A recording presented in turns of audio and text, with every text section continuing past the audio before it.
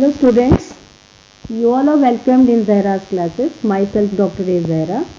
Today I am here in front of you to present the second part of the chapter The Sound of Music, The Shehnai of Bismillah Khan. This chapter is taken from your English book Behind और आज हम इस chapter के बारे में जानेंगे, इस part के बारे में जानेंगे। तो बच्चों मैं पहले बता दूं कि ये जो पाठ है ये बहुत संक्षिप्त में, बहुत छोटे में एक बहुत महान संगीतकार गुजरे हैं हिंदुस्तान के, बिस्मिल्लाह खां साहब, उनके जीवन के बारे में बताता है। और इस लेसन में ये भी बताया गया है कि किस तरह से शहनाई नाम के यंत्र का, वाद्य यंत्र का जन्म हुआ और किस तरह से बिस्मिल्लाह खान ने इसकी जो ख्याति है वो हिंदुस्तान से बाहर तक फैलाई है। उस्ताद बिस्मिल्लाह खान जो थे वो एक बनारस घराने से संबंध रखते थे, जिनका जन्म बिहार के डुमरांव में हुआ था। और संगीत में जो उनकी रुचि थी वो बचपन से ही बहुत ज़्यादा थी।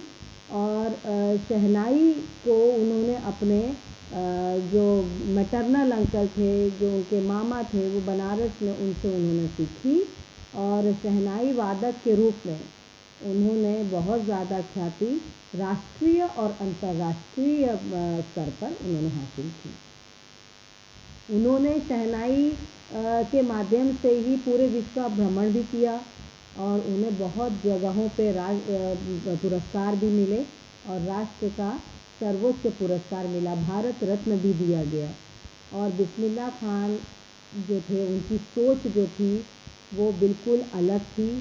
वो सोचते हैं कि संगीत अलग अलग समुदायों के बीच का फासला ख़त्म करती है, यानी ये कम्यूनल हार्मोनी में विश्वास रखते थे। कम्यूनल हार्मोनी यानी दो समुदाय जो है वो कभी भी जो है अलग नहीं हो सकते, इसके बीच एक जो तार जोड़ता है वो संगीत का तार है। और ये जो बिस्मिल्लाह खान थे वो इस चीज़ को मानते थे और इसीलिए वे चाहते थे, हमेशा उन्होंने ये चाहा कि संगीत को स्कूलों में अनिवार्य किया जाए, स्कूलों में कंपलसरी किया जाए, ताकि इससे जो कम्यूनल या सामुदायिक सौहार्द हमेशा बना रहे। तो बच्चों आज इस चैप्टर में today we are going to study about the details about the life of Bismillah Khan. So let us move with the chapter. इसमें हम रीडिंग भी करेंगे और रीडिंग के साथ साथ हम इसमें बाकी चीज़ें एक्सप्लेनेशन के साथ, ये आपके चैप्टर में है। स्टार्टिंग में think of shehnai and the first thing you will probably imagine is a wedding or a similar occasion or function. The next would probably be Ustad Bismillah Khan, the Shehnai maestro playing his instrument. तो यहाँ पे बच्चों ये बताया जा रहा है कि आप अगर किसी चीज़ के बारे में अगर सोचते हैं, अगर आपको सोचने को दिया जाए कि शहनाई के बारे में अगर आप सोचते हैं तो पहली छवि आपके दिमाग में क्या आती है? प्रॉबेबली आप क्या इमेजिन करेंगे? आप एक शादी का समारोह को इमेजिन करते हैं। जैसे शहनाई का वर्ड आपके सुनने में आता है, आपके कानों में पड़ता है, तो आपका इमेजिनेशन कहाँ जाता है? एक शादी का पूरा सेटअप आपको नज़र आता है। आप इमेजिन करते हो एक शादी का ओकेजन, एक फंक्शन, और जैसे ही ये शादी का फंक्शन इमेजिन करते हो तो सबसे ज़्यादा उसके साथ को रिलेट करने में क्या चीज़ इमेजिन आप करते हैं? इमेजिन करते हैं उस्ताद बिस्मिल्लाह खां को, है ना। उस्ताद बिस्मिल्लाह खां जो थे वो शहनाई वादक थे, वो शहनाई मेस्ट्रो थे। तो आप ये ग्रेट पर्सनालिटी आपके दिमाग में आती है। शहनाई के साथ आप अगर को रिलेट करोगे तो किसको को रिलेट करोगे?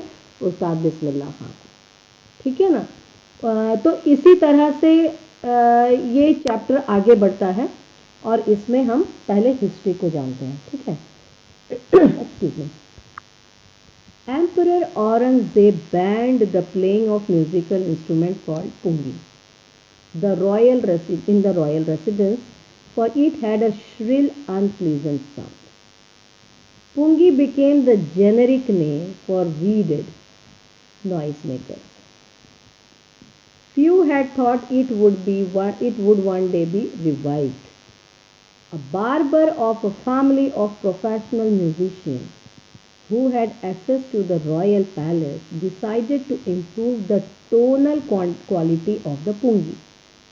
He chose a pipe with natural hole stem that was longer and broader than the pungi and made several holes on the body of the pipe. When he played on it, closing and opening some of these holes, soft and melodious sounds were produced. He played the instrument before royalty and everyone was impressed. The instrument, so different from the pungi, had to be given a new name. So students, here it is said that during Mughals rule, Emperor Aurangzeb जब थे अपने राज में जब बैठते थे तो वहाँ पे एक म्यूज़िकल इंस्ट्रूमेंट प्ले किया जाता था, पुंगी। म्यूज़िकल इंस्ट्रूमेंट पुंगी प्ले किया जाता था, लेकिन ये जो म्यूज़िकल इंस्ट्रूमेंट था रॉयल रेसिडेंस में औरंगज़ेब जो शाह था उसके मुगल्स जो थे उनके जो रॉयल रेसिडेंस में जब ये पुंगी प्ले की जाती थी, बजाया जाता था, तो इसमें बहुत जो इसकी साउंड जो आती थी बहुत मेलोडियस नहीं थी, बहुत स्वीट नहीं थी या बहुत दिल को लुभाने वाली नहीं थी। ये साउंड कैसी थी? अनप्लीजेंट थी, जो बिल्कुल कानों को अच्छी नहीं लगती थी। और पुंगी जो थी वो क्या हो गया था? एक जेनरिक नेम हो गया था, एक ऐसा नाम दे दिया गया था उस ग्रुप को, उस क्लास को, जो कि हवा के दबाव से जो इंस्ट्रूमेंट को बजाए जाते हैं, जैसे फ्लूट हो गया, बांसुरी हो गई, क्लैरिनेट हो गया। तो उस तरह का एक जेनरिक नेम हो गया कि पुंगी क्या बन गया? पुंगी भाई वो नॉइस मेकर्स हैं। पुंगी क्या है? पुंगी एक तरह का ऐसा यंत्र बन गया था, एक ऐसा जेनरिक नेम हो गया था। पुंगी जैसे वर्ड आ गया तो लोगों के दिमाग में क्या आता था? जो अनप्लीजेंट हवा से दबाव से बनाने वाली अनप्लीजेंट साउंड आती है, उस तरह का एक नाम बन गया था जो पसंद नहीं आता था। स्पेशली उस दौर में हिंदुस्तान में जब एम्परर औरंगज़ेब का राज था, तब उस दौर में उनके जो रॉयल रेसिडेंस पे जब इस तरह का कोई कार्यक्रम होता था तो उसमें ये जब बजता था तो वो बिल्कुल पसंद नहीं किया जाता था। और उसको क्या किया था? औरंगज़ेब ने इस चीज़ को बैन कर दिया था, ये बैन कर दिया था, यानी इसको अलाउ नहीं किया था। क्यों? क्योंकि इसमें बहुत अनप्लीजेंट साउंड आती थी। लेकिन फिर भी कुछ लोग पॉजिटिव थे कि हो सकता है किसी दिन दोबारा से इसको परमिशन मिल जाए, दोबारा रिवाइव हो जाए और दोबारा अच्छी क्वालिटी के साथ इसको बजाया जाए। तो इस सोच के साथ जो शाह परिवार में, शाह के जो दरबार में एक बार्बर था, और वो बार्बर जो था वो एक म्यूजिशियन की फैमिली को, प्रोफेशनल म्यूजिशियंस की फैमिली को बिलोंग करता था, नाई भी था और उसकी जो फैमिली थी वो एक म्यूजिशियन फैमिली थी। तो उसने क्या किया कि, और उसका आना जाना, एक्सेस टू रॉयल पैलेस का मतलब उसका रॉयल पैलेस में आना जाना था। तो जब इस तरह से उसने देखा कि बैन हो गया तो उसने डिसाइड किया कि वो इस पुंगी का जो नेचर है या पुंगी की जो क्वालिटी है उसको वो चेंज करेगा। और उसके लिए उसने क्या किया? एक बहुत लंबा सा इस तरह सा हॉलो सा स्टेम लिया, उसने ट्यूब लिया और उसमें कुछ 7 होल्स किए, 7 होल्स उसने उस ट्यूब में, नेचुरल हॉलो स्टेम में, जो कि पुंगी से थोड़ी सी लंबी और ब्रॉड थी, उसमें 7 छेद उसने किए और उसको उसने बजाना शुरू किया। कुछ छेदों को बंद किया, कुछ होल्स को उसने ओपन किया, और इस क्रम में जब उसने हवा का दबाव उसमें डालना शुरू किया, उसको बजाना शुरू किया, तो उसमें से बहुत सॉफ्ट और मेलोडियस आवाज़ आने लगी। और ये इंस्ट्रूमेंट जब उसने ईजाद किया, जब उसने बनाया और जब उसने रॉयल्टी, बिफोर रॉयल्टी यानी जब उसने महाराज के सामने, औरंगज़ेब के सामने, शाह के सामने जब उसने बजाया तो सारे लोग उसकी ब्यूटीफुल मेलोडियस आवाज़ से इम्प्रेस्ड हो गए। और लोगों ने सोचा कि उस इंस्ट्रूमेंट को पुंगी से हट के, हालांकि वो पुंगी का ही वर्जन था जो जिसको उन्होंने वो किया था, पुंगी का ही वर्जन था जिसको उन्होंने रिवाइव किया था, लेकिन यहाँ पे लोगों को लगा कि नहीं, पुंगी से हट के उसको एक नया नाम मिलना चाहिए। तो क्या नया नाम मिला उनको? As the story goes, since it was first played in Shah's chambers and was played by a naib, the barber, the instrument was named the शहनाई। इसलिए पुंगी का एक रिवाइव्ड वर्जन जो आया वो आया शहनाई, जिसमें मेलोडियस आवाज निकली, क्योंकि एक नाई ने इसको ईजाद किया था, और वो भी किसके दरबार का नाई? शाह के दरबार का, राजा के दरबार का, औरंगजेब के दरबार का। औरंगजेब शाह माने जाते थे, तो शाह के दरबार के नाई ने इस इंस्ट्रूमेंट को बनाया था, तो उस इंस्ट्रूमेंट का नाम पड़ा शहनाई। तो ये आपको हिस्ट्री समझ में आ गई कि किस तरह से शहनाई का नाम पड़ा। The sound of Shehnai began to be considered auspicious, and for this reason it is still played in temples and an indispensable component of any North Indian wedding. In the past, the Shehnai was a part of Naubat, or a traditional ensemble of 9 instruments found at royal court. Till recently, it was used only in temples and weddings. The credit for bringing this instrument onto the classical stage goes to उस्ताद बिस्मिल्लाह खान। ये देखिए बच्चों, यहाँ ये पुंगी है, this is शहनाई, और ये उसका एक बहुत बढ़िया वर्जन शहनाई के फॉर्म में पुंगी का जो बहुत रिवाइव्ड वर्जन है, जिसको एक बारबर ने बनाया था। अब ये जो शहनाई है ये कहाँ कहाँ बजाई जाती थी? ऑस्पिशियस यानी कोई बहुत अच्छे ओकेजन पे ये बजाई जाती थी, जो खुशी का माहौल हो, कोई बहुत अच्छा माहौल हो, स्पेशली वेडिंग का माहौल हो या कुछ इस तरह के ओकेजन तो उसमें बजाई जाती थी। और यहाँ पे इसलिए भी बजाती थी क्योंकि ये टेम्पल्स में ज़्यादातर इसको बजाया जाता था और ये टेम्पल में इसलिए बजाया जाता था क्योंकि ये किसी भी इंडिस्पेंसेबल तरीके से इसको बजाया जाता था। और नॉर्थ इंडियन वेडिंग में ये ज़रूरी होता था, इंडिस्पेंसेबल, यानी कि इनके बगैर कोई काम नहीं हो सकता, बिना इनके कोई शादी पूरी नहीं हो सकती। तो यहाँ पे टेम्पल्स में भी उस ज़माने में बजाया जाता था, अभी भी बजाया जाता है, और ये शादियों का, नॉर्थ इंडियन शादियों का एक बहुत अहम हिस्सा हुआ करता था शहनाई वादन। इसका ये मानना जाता था कि इंडिस्पेंसेबल का मतलब कि without which a piece of work can not be done, यानी कि बिना इसके वो पूरा ही नहीं हो सकता काम, वो ऑफिशियस काम, वो जो जिसको बोलते हैं शुभ काम जो है वो पूरा नहीं हो सकता था। और वेडिंग जैसा शुभ काम उसमें शहनाई का बजना ज़रूरी था। तो ये नॉर्थ इंडियन वेडिंग्स में ये मस्ट होता था बजना। और पास्ट में क्या था?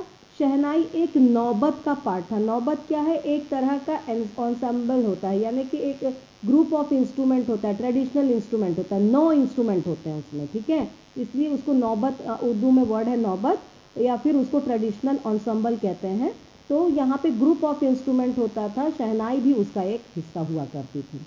मतलब शहनाई अलग से पास्ट में नहीं बजाई जाती थी, जो ग्रुप ऑफ इंस्ट्रूमेंट होते थे उनके साथ शहनाई का भी उसमें जोड़ होता था, लेकिन अलग से शहनाई नहीं बजती थी। लेकिन शहनाई को अलग से एक क्रेडिट देने का काम, मतलब शहनाई अपने आप में एक अलग ब्यूटीफुल वाद्य इंस्ट्रूमेंट है वो, और क्लासिकल स्टेज तक उसको पहुंचाने का काम किसने किया था? उस्ताद बिस्मिल्लाह खान ने। यानी पुराने ज़माने में नौबत में शहनाई को जगह तो मिली, लेकिन शहनाई अकेले अपने आप में कोई जगह नहीं ढूंढ पाई तब तक जब तक उस्ताद बिस्मिल्लाह खान ने इसका परिचय पूरी क्लासिकल स्टेज तक नहीं कराया। ठीक है, अब आगे देखते हैं और इसकी क्या हिस्ट्री जाती है। बिस्मिल्लाह खान की तरफ हम बढ़ते हैं। As a 5-year-old, Bismillah Khan played gilli danda near a pond in the ancient estate of Dumrao in Bihar. He would regularly go to nearby Bihariji temple to sing the Bhojpuri Chaita, at the end of which he would earn a big laddu weighing 1.25 kg, a prize given by the local Maharaja. This happened 80 years ago, and the little boy has travelled far to earn the highest civilian award in India, the Bharat Ratna. बिस्मिल्लाह खां के बारे में अब हम जानना शुरू करते हैं। यहाँ बिस्मिल्लाह खां जब 5 ईयर ओल्ड थे, 5 साल के थे, तो छोटे बच्चों की तरह, आम बच्चों की तरह भी इनका जीवन था। बच्चों के साथ ये गिल्ली डंडा खेला करते थे। गांव के छोटे से तालाब के पास ये गिल्ली डंडा खेला करते थे। और इनका जन्म हुआ डुमराव बिहार में, जहाँ पे इन्होंने अपना बचपन गुजारा। लेकिन वहाँ पर भी ये रेगुलरली बिहारी जी टेम्पल में जाते थे और वहाँ पे भोजपुरी चैता गाते थे, और वो इतना अच्छा गाते थे कि उससे इम्प्रेस होके वहाँ के जो लोकल महाराज थे उनको प्राइज देते थे, और प्राइज के फॉर्म में उनको क्या मिलता था? एक बहुत बड़ा सा लड्डू मिलता था। ये वो दौर था, एक वो समय था, और एक 80 साल बाद का समय है जब यही छोटा बच्चा बिस्मिल्लाह बड़ा हुआ और इसने हाईएस्ट सिविलियन अवार्ड इंडिया का अपने नाम कराया, भारत रत्न। तो इसकी कहानी अब जानते हैं। Born on 21st March 1916, Bismillah belongs to a well-known family of musicians from Bihar. His grandfather Rasool Bakhsh Khan was the Shehnai Nawaz of Bhojpur King's Court. His father Paigambar Bakhsh and other paternal ancestors were also great Shehnai players. तो बिस्मिल्लाह खां कब पैदा हुए? 21 मार्च 1916, 21st of March 1916. He was born on 21st March 1916. और ये एक musician family को belong करते थे। देखिए इनके सारे जो एंसेस्टर्स थे, जो इनका पूरी पीढ़ी आप देख लीजिए। ग्रैंडफादर जिनका नाम रसूल बख्श खान था, वो शहनाई नवाज थे, जो भोजपुर किंग कोर्ट में उनके किंग के कोर्ट में बजाते थे शहनाई, और वो एक मुख्य शहनाई नवाज थे। उनके फादर जो थे पैगंबर बख्श, वो भी एक शहनाई वादक थे, एक म्यूजिशियन थे, शहनाई प्लेयर थे। एज वेल एज उनके जो अंकल्स थे, पैटर्नल एंसेस्टर्स थे, फादर के जो एंसेस्टर्स थे, मतलब फादर की पीढ़ी की तरफ से जितने भी अंकल और एंसेस्टर्स थे, वो सब भी शहनाई वादक थे। तो यहाँ पे देखिए कि बिस्मिल्लाह खां की हिस्ट्री देखिए, वो एक ऐसी फैमिली से बिलोंग करते थे जहां म्यूजिक जो थी इनके पूरे एंसेस्ट्री से फॉलो हो रही थी और इन सब के खून में एकदम रची बसी थी। तो नेचुरली इनको उस लेवल को इन्होंने और आगे बढ़ाया। The young boy took to music early in life, मतलब इन्होंने बहुत उम्र की बहुत छोटे पड़ाव से इन्होंने म्यूजिक को अपनी एक जिंदगी बना ली। At the age of 3, when his mother took him to his maternal uncle's house in Banaras, now Varanasi, Bismillah was fascinated watching his uncles practice the Shehnai. Soon Bismillah started accompanying his uncle Ali Bakhsh to the Vishnu temple of Banaras, where Bakhsh was employed to play the Shehnai. Ali Bakhsh would play the Shehnai and Bismillah would sit captivated for hours on end for very long time without stopping. Okay, captivated for hours का मतलब for very long time without stopping. ठीक है, on end का मतलब यहाँ पर है। Slowly he started getting lessons in playing the instrument and would sit practicing throughout the day. For years to come, the temple of Balaji, Mangala Maiya and the bank of the Ganga became young apprentice's favorite haunts where he could practice in solitude. The flowing waters of the Ganga inspired him to improvise and invent ragas that were earlier considered to be beyond the range of the Shehnai. तो जब यहाँ पे Bismillah Khan as 3 years के थे तो इनकी mother इनको बनारस लेके चली गई, जहाँ उनके मैटरनल अंकल यानी मामा हुआ करते थे, रहते थे। और बिस्मिल्लाह खान उनको देखते हुए बड़े हुए, फैसिनेटेड थे बहुत ज़्यादा उनसे, अपने मामा से। उनका नाम था अली बख्श, अपने अंकल से वो बहुत ज़्यादा फैसिनेटेड थे। अली बख्श बहुत ब्यूटीफुल शहनाई बजाते थे और प्रैक्टिस करते थे। अली बख्श जो थे विष्णु टेम्पल बनारस में जो है वहां पे वो शहनाई प्ले करते थे मंदिर में। और अली बख्श जब शहनाई बजाते थे तो बिस्मिल्लाह खां बहुत देर तक उस शहनाई में बिल्कुल अपने आप को वो उसमें कॉन्सेंट्रेटेड हुआ करते थे और बहुत समय तक बैठ के वो सुनते थे, उनकी प्रैक्टिस को देखते थे और उससे फैसिनेटेड होते थे। धीरे धीरे उन्होंने लेसन सीखने शुरू किए अपने अंकल से, उस इंस्ट्रूमेंट को कैसे बजाना है, और सीखते थे लेसन्स। और वो गंगा किनारे बैठ के प्रैक्टिस करते थे पूरे दिन, थ्रू आउट द डे। देखिए यहाँ पे डेडिकेशन और परसिवियरेंस कितना काम आता है। जब आपको किसी एक चीज का पैशन होता है बच्चों, तो उस पैशन को आप किस तरह से अपने अंदर घोल सकते हैं, ये थ्रू आउट ये परसिवियरेंस, उसको डेडिकेट कर देते थे। पूरे दिन वो बैठ के उसको प्रैक्टिस करते थे, मतलब he would sit for hours, long hours, और बिना रुके वो प्रैक्टिस करते थे और नए नए राग को बनाते थे वो। देखिए एक होता है सीखना और एक होता है उसमें मज के उसमें नई चीजों को देना, उसमें नई चीजों को जोड़ना। बिस्मिल्लाह खान ने नए रागों को भी डेवलप किया, उन्होंने नए रागों को इन्वेंट किया जो कि शहनाई के रेंज से बाहर था। उन रागों को भी उन्होंने मतलब इतना सीखा उन्होंने कि उन्होंने नए रागों का भी इन्वेंशन किया। तो क्या करते थे ये टेम्पल बालाजी और मंगला मैया में जाते थे और उन गंगा के घाट पे जाके बैठते थे और वहां पे बहुत देर तक वो अकेले में सॉलिट्यूड में वो प्रैक्टिस करते थे। ठीक है, ये उनकी फेवरेट जगह होती थी। क्यों? क्योंकि वहां पे बहुत शांति होती थी और वो गंगा के साथ बहुत ज्यादा, गंगा नदी, गंगा मैया के साथ वो अपने आप को बहुत ज्यादा वो कन्वीनियंट महसूस करते थे। वहां पे बैठ के कंफर्टेबली वो अपनी चीजों को, अपने रागों को वो सीखते थे। और जो गंगा का बहता पानी था वो उनको इंस्पायर करता था अपनी चीजों को और इम्प्रूव करने का, इम्प्रोवाइज यानी और इम्प्रूव करने का। और ये गंगा का ही बहता पानी, गंगा का की जो शीतलता थी या गंगा का जो घाट था जहाँ पे वो सॉलिट्यूड में अकेले में बैठ के अपने रागों को सीखते थे, अपने रागों में नई चीजों का इन्वेंशन करते थे जो कि शहनाई के रेंज से बहुत दूर हुआ करती थी। ठीक है, अब क्या हुआ? एट द एज ऑफ 14, ये तो उनके बचपन से लेके वो यंग एज तक ये चीजें उन्होंने प्रैक्टिस करी, लेकिन एट द एज ऑफ 14 क्या हुआ? ये कौन, इस एज में क्या हुआ बिस्मिल्लाह खान के? At the age of 14 Bismillah accompanied his uncle to Allahabad music conference. 14 साल की मात्र उम्र में ही बिस्मिल्लाह खान अपने अंकल के साथ इलाहाबाद म्यूजिक कॉन्फ्रेंस में उन्होंने भाग लिया और वहां पे at the end of his recital Ustad Fayyaz Khan patted the young boy's back and said, "Work hard and you shall make it." With the opening of the All India Radio in Lucknow in 1938 came Bismillah's big break. He soon became an often heard Shehnai player on the radio.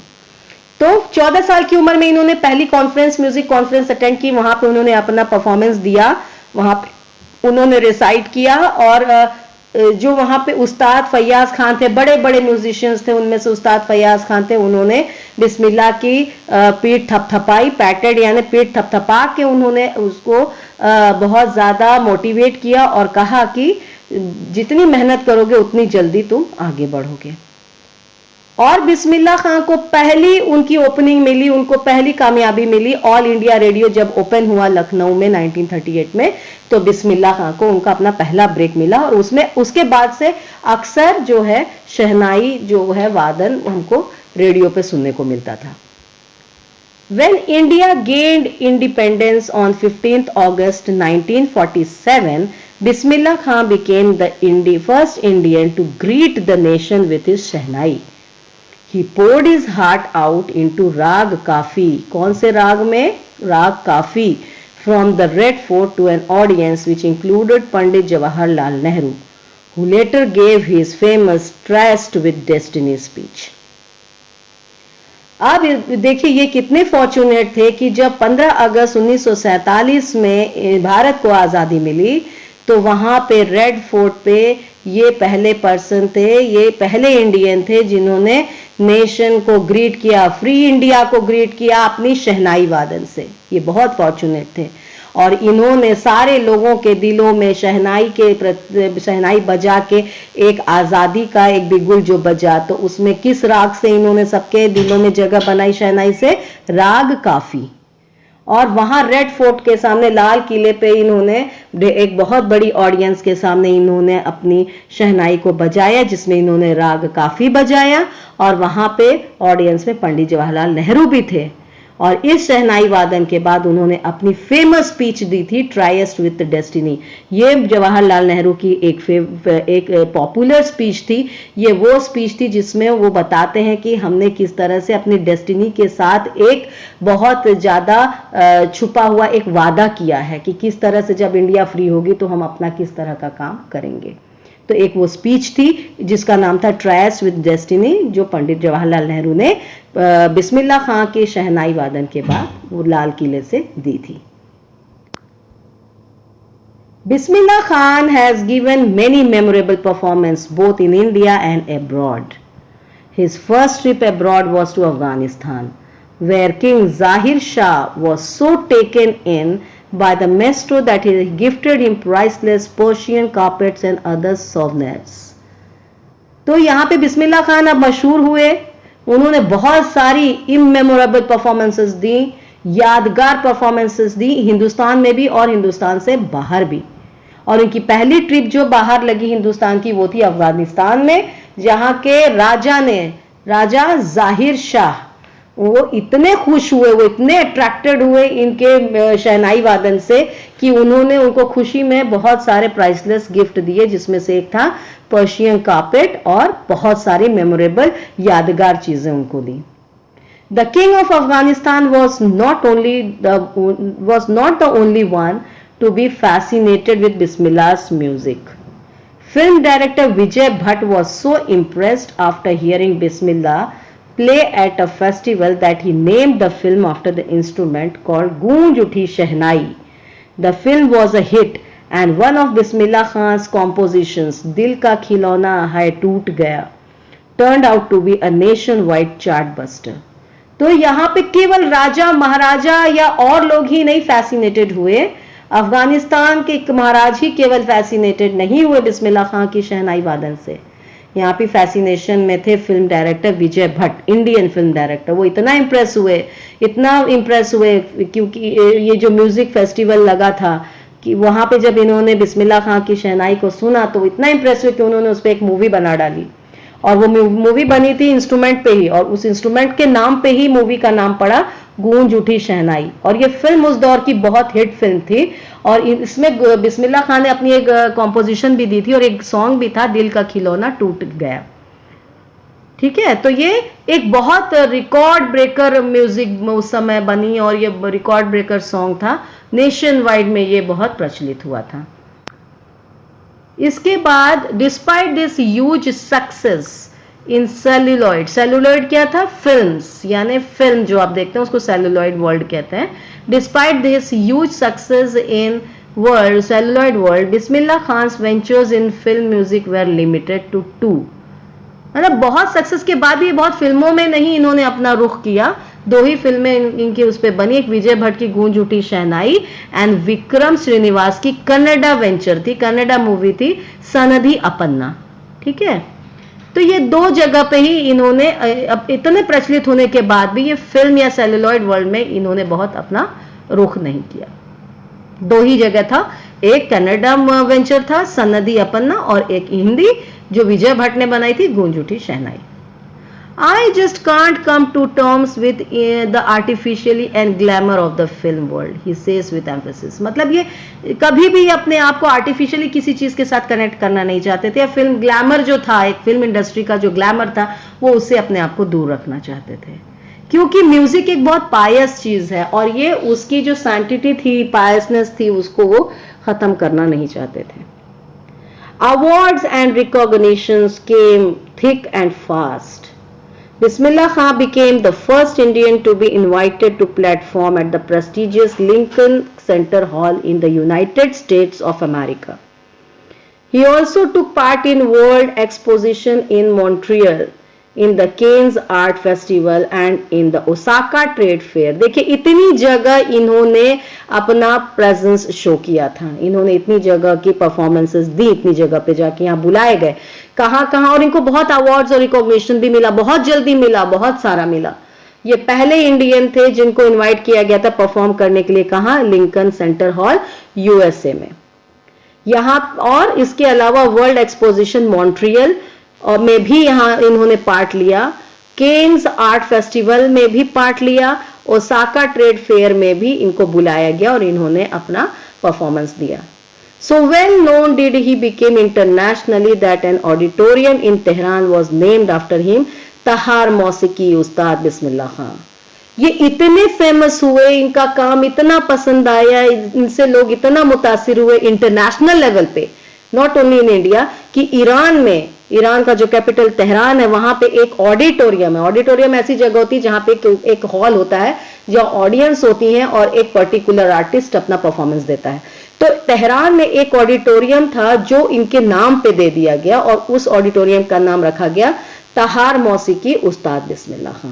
तो इस तरह का fame उस्ताद बिस्मिल्लाह खान ने बहुत जल्दी अपने नाम कराया और ये उनके लिए और पूरे हिंदुस्तान के लिए बहुत गर्व की बात थी। The national The national awards like Padma Shri, Padma Bhushan and Padma Vibhushan were conferred on him. ये awards उनको दिए गए, Padma Shri, Padma Bhushan and Padma Vibhushan. In 2001, Ustad Bismillah Khan was awarded India's highest civilian award, Bharat Ratna. इनको भारत रत्न से नवाजा गया 2001 में.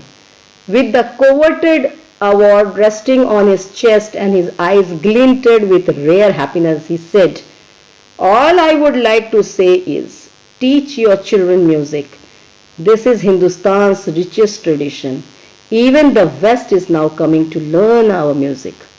तो इनके सीने पे, इनके जब छाती पे जब ये भारत रत्न का जब मच डिजायर्ड अवार्ड जब लगाया गया, जब इनको मिला, तो यहाँ पे इनके आंखों में एक बहुत चमकती हुई खुशी थी, बहुत हैप्पीनेस था, आंखें शाइन कर रही थी.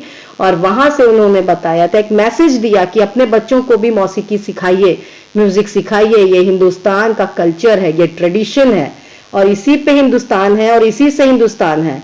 यहाँ तक कि वेस्टर्न कल्चर्स और वेस्टर्न कंट्रीज भी अब इंडिया की तरफ रुख कर रहे हैं हमारे म्यूजिक को सीखने के लिए. क्यों? क्योंकि अपने आप में ये एक बहुत प्योर चीज है. तो इस तरह का मैसेज उन्होंने लोगों के लिए दिया. In spite of having traveled all over the world, Khan Sahab, as he is fondly called, is exceedingly fond of Banaras and Dumrao, and they remain for him the most wonderful towns of the world. A student of his once wanted him to head a Shehnai school in USA, and the student promised to recreate the atmosphere of Banaras by replicating the temples there. But Khan Sahab asked him if he would be able to transport river Ganga as well. Later he is remembered to have said, "That is why whenever I am in a foreign country I keep yearning to see Hindustan. While in Mumbai I think of only Banaras and the holy Ganga, and while in Banaras I miss the unique mutt of Dumrao." तो ये इनकी बहुत सादगी यहाँ पे दिखाई दे रही है, सिंप्लिसिटी, इनका अपना कंट्री लव, मात्र प्रेम यहाँ पे दिखा रहा है बच्चों. पूरी दुनिया घूमने के बाद भी, खान साहब इनको कहा जाता था, पूरी दुनिया घूमने के बाद भी इनके सबसे फेवरेट जगह जो थी वो थी बनारस और डुमराव, जहां ये पैदा हुए थे. एक बार इनके एक स्टूडेंट ने इनको बोला कि यूएसए में उनके नाम से एक स्कूल खोलेंगे और वहां पे उनको उसका इंचार्ज बनाया जाएगा, हेड बनाया जाएगा. और उनके स्टूडेंट ने ये प्रॉमिस भी किया कि आपको बिल्कुल वही माहौल बनारस वाला वहां पे दिया जाएगा, टेम्पल्स को रिप्लिकेट किया जाएगा. तो खान साहब नहीं तैयार हुए, बिस्मिल्लाह खान नहीं तैयार हुए. उन्होंने यही कहा कि क्या गंगा भी वहां पे ले जा सकोगे, क्योंकि वो गंगा से इतना प्यार करते थे. गंगा के किनारे, गंगा के घाट पे बैठ के उन्होंने अपनी पूरी साधना की थी. वो चीज वो कहीं किसी दूसरे मुल्क में, किसी दूसरी जगह वो पा ही नहीं सकते थे. और इससे इन चीजों से उनका देश प्रेम भी सामने झलकता है. वो ये कहते थे कि कभी भी वो बाहर के कंट्री में होते थे तो वो हमेशा हिंदुस्तान को देखने के लिए लालायित रहते थे. जब वो मुंबई में होते थे तो वो सिर्फ बनारस के बारे में सोचते थे और गंगा के बारे में सोचते थे. और जब बनारस में होते थे तो हमेशा वो डुमराव का जो मठ था, वो जो मंदिर थी, वो डुमराव, उस जगह को वो मिस करते थे. तो इस तरह से उनका जो एक जड़ थी, वो अपने जड़ को कहीं नहीं भूले, वो अपने बेस को नहीं भूले और वो हमेशा उसके साथ जुड़े रहे. Ustad Bismillah Khan's life is a perfect example of rich cultural heritage of India. One of the effortlessly accepts that a devout Muslim like him can very naturally play the Shehnai every morning at the Kashi Vishwanath temple. ठीक है बच्चों, यहाँ पे उस्ताद बिस्मिल्लाह खां एक music master थे. उन्होंने एक बहुत अच्छा संदेश दिया, एक देश प्रेम का संदेश दिया. उसके साथ साथ उन्होंने अपने ट्रेडिशन के साथ जुड़े रहने का भी संदेश दिया. और एक एग्जाम्पल थे. वो कैसे एग्जाम्पल थे? अपने रिच कल्चर को आप किस तरह से प्रमोट कर सकते हैं. इन स्पाइट ऑफ मुस्लिम, बहुत स्ट्रॉन्ग बिलीवर थे मुस्लिम रिलीजन के, इस्लाम के, लेकिन इसके बाद भी वो कम्युनल हार्मोनी पे विश्वास रखते थे. मुस्लिम होने के बाद भी वो बहुत आराम से, बहुत नेचुरली वो काशी विश्वनाथ मंदिर बनारस में हर मॉर्निंग जाके शहनाई बजाते थे. उसमें उनको कोई दिक्कत नहीं थी. और वो कहते थे कि ये जो है ये कम्युनल हार्मोनी का एक जरिया है. म्यूजिक जो है वो अलग चीज है, वो एक बहुत पाक चीज है. उससे आप किसी कम्युनिटी को डिस्क्रिमिनेट नहीं कर सकते. तो यहाँ पे उन्होंने एक संदेश भी दिया कम्युनल हार्मोनी का, और प्लस अपने कल्चरल हेरिटेज को उन्होंने बहुत ऊंचे लेवल तक वो लेकर गए. So here student, this was all about Ustad Bismillah Khan. There is lot to learn from his life, very simple life, but again very much dedicated, and he was very much attached with his cultural things. He was the carrier of the heritage of his ancestry, his country. वो carrier थे, वो बहुत ऊंचे तक वो लेकर गए. हमें भी बहुत चीज़ें सीखने को मिली. Ultimately what happened? Ustad Bismillah Khan passed away on 21st August 2006 at the age of 90 after a prolonged illness. He was given a state funeral and Government of India declared one day national mourning. उस्ताद बिस्मिल्लाह खां का निधन 21 अगस्त 2006 में हुआ. 90 years 90 साल की उम्र में उन्होंने दुनिया को छोड़ा, बहुत लंबी बीमारी के कारण. उनको बहुत जो राजकीय सम्मान के साथ उनको फ्यूनरल दिया गया, उनको दफन किया गया, और उस दिन उनके डेथ के दिन गवर्नमेंट ने एक दिन का जो है नेशनल मॉर्निंग भी रखा. So students, here the chapter 2 part 2 is over. I hope so the thing is very much clear. Some exercises are given in your book. ये आपके NCERT के बुक के एक्सरसाइजेज हैं जो कि आप बहुत आराम से सॉल्व कर सकते हैं. ये बहुत छोटे छोटे क्वेश्चंस हैं, थोड़ा सा जल्दी से मैं डिस्कस कर लेती हूँ. Why did Aurangzeb ban the playing of pungi? Why did he ban? He banned because the playing of pungi because it had a shrill and unpleasant sound. है ना, बहुत अनप्लीजेंट साउंड थी. How is shehnai different from a pungi? Shehnai कैसे different है? Shehnai is a pipe with natural hollow that is longer and broader than pungi and it has 7 holes on body of the pipe. And moreover, सबसे बड़ा difference क्या है? शहनाई का जो sound है, the sound of shehnai is very pleasant whereas the sound of pungi is unpleasant, very shrill and unpleasant sound. ठीक है. Third question जो है आपका क्या है? Third question is where was the shehnai played traditionally? How did Bismillah Khan change this? Shehnai was played traditionally in the temple royal court, at the royal court. फिर कहाँ पे प्ले होती थी? On the occasion of weddings. But सिर्फ यहीं तक थी. Then उस्ताद बिस्मिल्लाह खान ने कैसे चेंज किया? The credit goes to Bismillah Khan to take this instrument on classical stage.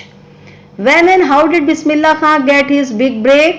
Bismillah Khan, how he got his big break? Bismillah Khan got his big break with the opening of All India Radio in Lucknow in 1938. ठीक है.